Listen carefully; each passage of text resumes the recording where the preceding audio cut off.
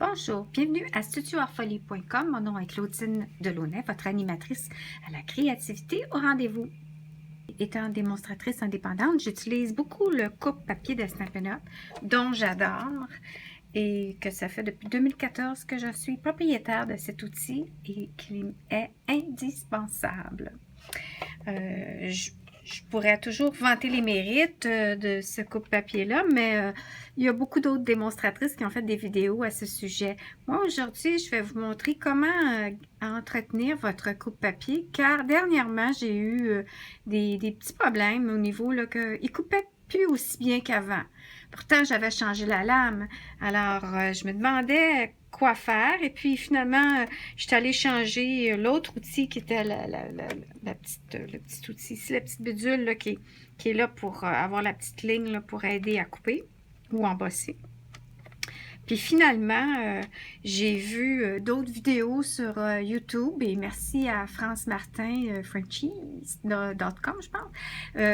Quand j'ai écouté, après avoir tout changé, les petits outils, j'ai réalisé que c'était un entretien que j'avais besoin de faire à mon coupe-papier. Comme on dit pour un auto, comme on dit pour notre corps, etc. Alors, petit bonjour et bon matin. Et puis, je vais vous montrer ce qui a été suggéré, que j'ai commencé à faire, puis que là, je ne peux pas tout prouver que ça fonctionne bien, parce que ça ici, pour le nettoyer, moi, je l'ai changé, c'est un 9. Mais je vais vous montrer quoi faire pour au niveau de la lame des coupes-papier. Alors, je vais commencer, puis je vais m'asseoir. Première des choses, je vais mettre mon outil comme ça ici. Et puis, ce que je vais vous montrer, ce que vous avez besoin. Frenchie, elle suggère WD-40. Une autre personne que j'ai vue, elle utilisait du Purell. Ensuite, on y va avec une petite lingette de bébé. Lingette nettoyante de ce genre, qui est humidifiée, pas de crème. Et ensuite, on y va avec une lime. Ça ici, le petit bonjour, j'ai trouvé ça trop cute, là. Une petite lime à ongles. Et ce qui est important, c'est d'avoir aussi le côté doux, hein, qui est pour, je me souviens plus le nom, là. En tout cas, il y a un côté rugueux pour limer, puis un côté doux pour atténuer, adoucir ce qu'on vient de limer. Alors, ensuite, on a besoin soit de cet outil-là. Cet outil-là, alors là, c'est plioir à os ou le petit outil qui est de Stampin' Up pour faire des petits trous. Sinon, ça peut être un cure-dent ou ça peut être un Q-tip. Un Q-tip, comme dirait Frenchie. Et puis, j'ai oublié le terme en français, excusez-moi. Alors, ce qui est important, c'est premièrement de savoir que ici, ça peut se défaire. Alors, il faut y aller délicatement, de tirer d'un côté et vous glissez et le bras s'enlève. Vous avez ça ici, que vous avez l'autre côté, vous pouvez tourner de l'autre côté aussi, puis ça joue le même rôle pour aider à faire la marque de couper le papier ou d'embosser. Ça, normalement, c'est pas vraiment nécessaire de changer. À moins à force de voyager, vous déplacer, que vous verriez ici que c'est endommagé. Mais je vais vous montrer ce qu'on fait pour le garder propre. Et puis, ça devrait aider à pas plus avoir de problème au niveau de couper le papier. Ensuite, on peut voir ici qu'on a ça ici, hein, qui rallonge la règle. Alors, c'est important de savoir ça. Puis, je pense que j'ai oublié d'enlever le papier protecteur. Je pense que oui. En tout cas, je checkerai ça après la vidéo. Alors, il y a ça ici qu'on peut nettoyer. Ensuite, on peut voir que quand on se déplace, on a une petite barrure ici pour empêcher que le tout se promène. Alors, la règle, tout est fermé en le barrant. Alors là, on va le remettre à ouvert. Vous voyez, comme ça ici, on ferme. Ah, non, c'est pas ça. Oh, attendez un petit peu. On ferme comme il faut et on le barre. Voilà. Ensuite, on a l'endos. Ici, pour ouvrir, pour entreposer nos lames d'extra que je n'avais pas pensé de faire. Puis, on fait juste peser. Puis, on peut y mettre nos petits outils, comme ça, ici. On peut mettre, c'est ça, notre petite lame d'extra ou nos usagers. Comme ça. Alors, on referme. Puis, on c'est relever les petites bidules ici, comme ça, on relève. Relève, relève, relève. Alors, voilà. Alors, ça, c'est la façon dont notre coupe-papier fonctionne. Maintenant, vous voyez ma petite bidule ici est tombée. Bien, c'est sûr. Alors, ce qui est important de savoir, c'est que pour nettoyer, moi, je vais y aller là, avec le petit chiffon de bébé, puis un peu de Purell. Le WD-40, il dit qu'il n'y a pas de côté, ça l'évite, il n'y a pas de... Attends un petit peu. Arrête les grincements. Ça, je l'ai essayé pour une perforatrice, ça a bien marché. Nettoie et protège, dégage les pièces rouillées, dégage les mécanismes collants, repousse l'humidité. Puis, ne devrait pas garder une couche de gras. Alors, je vais faire un petit truc. Comme ça, si je vais tester, puis je vais en mettre sur mon petit chiffon. Puis, c'est aussi, je pense, c'est ça à base d'alcool. Alors, on va y aller comme ça ici. Et puis, ce qu'on fait, c'est qu'on nettoie. On nettoie pour enlever des fois des résidus de colle.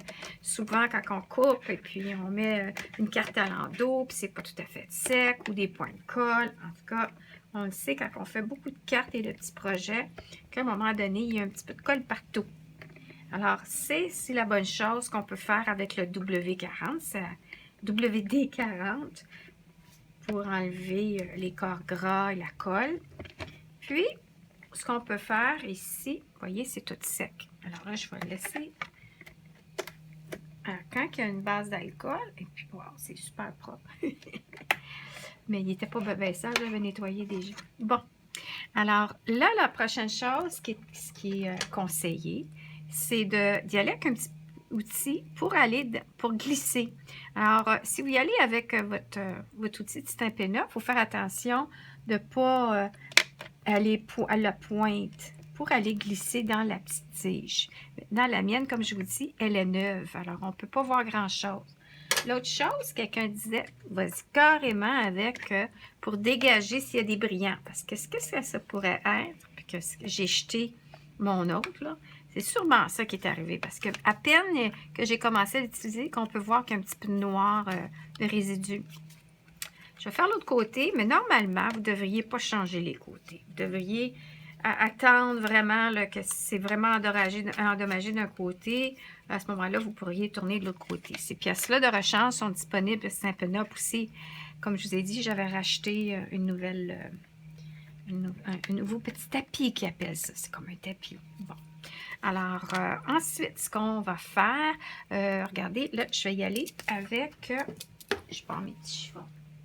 Ça, j'ai pris un petit chiffon humide de tout usage, tout petit, là, pour traîner après ça dans l'auto. J'ai réalisé que j'en avais pas.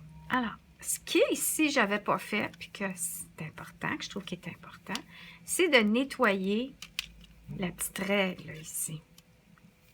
Puis, vu que je l'ai défait, alors, on peut vraiment bien la nettoyer de tous les côtés. Finalement, des deux côtés. Les côtés, le dessous, le dessus. Ensuite, ce que je vais vous faire remarquer, c'est que on peut voir, attendez, là j'ai tout bien nettoyé ça. Attendez, je vais frotter un peu. Parce que des fois, ça paraît propre, là, mais c'est la colle surtout. Moi, je trouve que il y a quelque chose que, soit ici. On voit qu'elle est usée. Hein?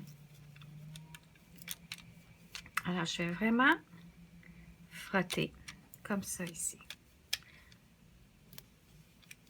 C'est quand même solide, alors. Bon, voilà. Ensuite, ce qu'on fait, c'est qu'on referme. Alors, pour refermer, on glisse d'un côté et on tire un petit peu de l'autre. Attendez, moi, j'ai plus de facilité si je vais ce côté-là en premier. OK. Puis que je vais tirer. Non, il est à l'envers. Hein? Vive les vidéos, vous allez voir. Ah, c'est ça, je vois. Il y a comme du doré. En tout cas, je vais retourner tantôt avec un peu plus de Ben non, c'est pas comme ça, Claudine. C'est vraiment comme ça. Bon, alors je vais me lever parce que je me sens mieux, moi, quand je fais toutes mes choses debout. Et là, je vais tirer un peu pour glisser dans le trou. Voilà. Bon. Puis là,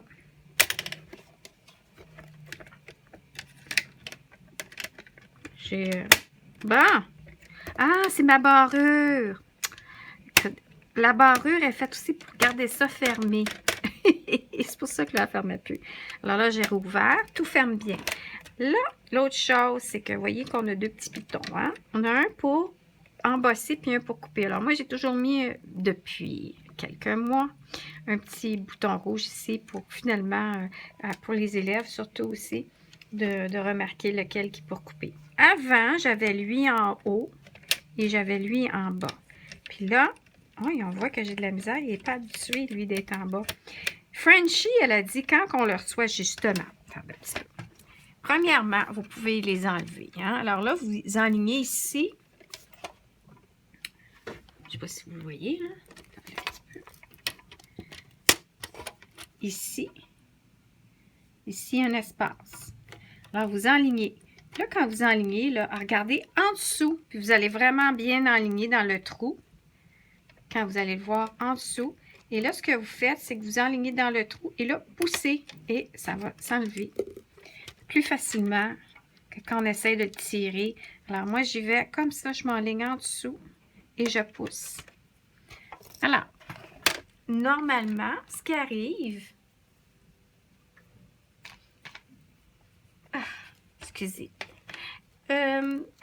On le reçoit avec le pâle qui est l'embossage et le foncé qui est pour couper, tailler le papier cartonné. Et en passant, j'ai écouté une autre vidéo, puis Patty Bennett, je pense. C'est elle qui disait que ça coupe bien mieux avec 2 morceaux de carton au lieu d'1 à la fois. Alors, si vous avez à en couper plusieurs, coupez-les en même temps, vous allez voir que c'est vrai, ça coupe bien 2 à la fois. Ah, alors, on reçoit ça comme ça. Alors, ce qu'elle me disait, Frenchie, France Martin, elle dit, vu que ça, elle dit, moi, je l'utilise moins souvent, j'ai ma planche, elle dit, puis qu'on coupe beaucoup plus que ce qu'on embosse. Alors, j'ai mis le coupe-papier dans le haut et j'ai laissé la bidule d'embossage dans le bas. Et puis, je pense que c'est vraiment génial. Là, c'est juste que les élèves, les clientes et moi-même, il va falloir s'habituer maintenant parce qu'on est habitué au contraire. Mais mon petit piton rouge, il va rester. Fait que on a juste à réaligner ça. Bon, fait que ça, c'était la première chose que je voulais vous montrer, mais je vais vous montrer d'autres choses avec ça. Alors, comme vous voyez, j'ai tout bien nettoyé. J'ai nettoyé ma barre. Et c'est mon petit tapis qui appelle. Oh, ça s'appelle tapis de coupe. Et puis, le dessus de mon bras. Ensuite, ce qui était suggéré, c'est ça ici. Le petit bouton pour l'embossage, ça, on ne touche pas à ça. Il faut regarder s'il y a des petites bidules, mais il est propre. C'est lui ici. La lame, quand vous voyez qu'elle commence à vouloir effilocher là, le carton, puis je vais vous montrer un exemple, je ne sais pas si on peut le voir. Voyez-vous? Bon, ça, c'est quand la lame commence à être fatiguée. Alors, ce que vous pouvez faire, puis là, j'ai fait le test tantôt et ça a marché. J'avais gardé, bravo Claudine, les autres, je les ai toutes jetées, une usagée. Je m'étais dit, c'est important d'en garder un au cas où que si ça coupe vraiment plus bien, j'en ai un qui coupe pas bien, mais qui coupe. Alors ça, c'est celui que je viens de vous montrer, le petit carton, il était à cet état-là. Là, ce qui est suggéré, c'est allez-y avec une lime. Puis là, vous voyez, elle a la pointe, elle a côté plat, côté plat. Alors, allez-y avec la lime, puis limez d'un côté. Ensuite, tournez, limez de l'autre côté. Alors, chaque côté, comme ça ici. Puis ensuite, ben lui, je l'avais acheté parce que je voulais un côté doux. Je trouvais que la lime, elle lime pas fort, le côté doux pour adoucir. Et puis, j'ai fait le test et ça l'a coupé. Puis là, je vais vous montrer, je vais le faire devant vous. Alors, ça, c'est ma lame. Alors, ce que ça fait, c'est que ça prolonge la vie de votre lame. Maintenant, c'est sûr que elle est plus neuve, donc elle est bonne pour dépanner, justement. Moi, je dis, tu la gardes, et puis quand tu arrives, puis là, moi, je pense que je vais en mettre du WD-40, parce que je trouve que ma planche glisse moins bien. Puis là, je sais pas ce que j'ai fait. Bon, OK. Alors, on coupe. Ah, ben non, ça marche pas, mon affaire. Qu'est-ce que j'ai fait? Bon.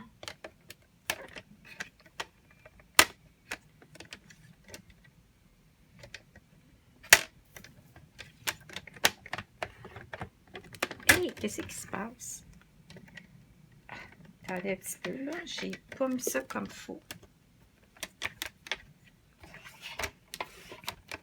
On regarde. Bon, on va recommencer.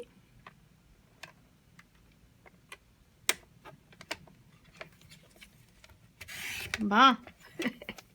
Là, elle croche. Vous voyez, regardez. Hein? Elle est belle. Elle est belle. Fait que ça rallonge la lame. Trop de bonheur encore pour moi ce matin de faire des vidéos. Mais j'ai dit, je vais le faire tout de suite avant de m'embarquer dans mes autres projets. Puis là, ah, qu'est-ce que c'est ça? En tout cas. Alors, ça, c'était l'autre chose. Maintenant, ce que Frenchie a dit aussi, c'est que elle garde ses lames usagées comme ça aussi pour couper le papier brillant. Parce que c'est ça, finalement, qui endommage aussi nos lames. Alors, mettez-les de côté. Faites-leur le petit job là, pour voir si ça fonctionne bien. Puis, mettez-les de côté. Puis après ça, quand vous allez dans le temps des fêtes ou quand peu importe, quand vous allez faire des petits projets que ça requiert le papier brillant, alors vous pourrez sortir votre lame usagée pour travailler pour couper tailler votre papier brillant. L'autre chose aussi, c'est que le papier brillant, ce qui est conseillé, c'est de mettre à l'endos, OK? Pour pas que la lame va dans le brillant. Comme ça l'aide à la durée de vie de votre lame. Puis, mais par contre, moi, ce que je pense, j'ai dit, ouais, mais ça veut dire plus facilement, il va avoir dans le petit tapis de coupe ici le brillant. Alors, faites les petits examens de dire, bon, ben, il y a au moins passer le petit carton dans la ligne ici pour enlever le brillant. Alors, vous enlevez votre petit tapis, puis là, vous allez comme ça ici. Puis, ça va enlever s'il y a eu de la cochonnerie. Alors, je pense que j'ai comme pas mal tout couvert ce que je voulais vous dire ce matin. Je pense que oui. Alors, si jamais vous avez des questions, des commentaires, n'hésitez pas à commenter dans le bas de ma vidéo. Abonnez-vous, partagez. Et puis, si vous avez besoin des produits, ça va me faire plaisir de vous conseiller et d'obtenir pour vous des produits de qualité de Stampin' Up! Ceci dit, je vous souhaite une excellente journée et soyez des nôtres bientôt pour une autre vidéo de trucs et astuces comme ceci. Merci.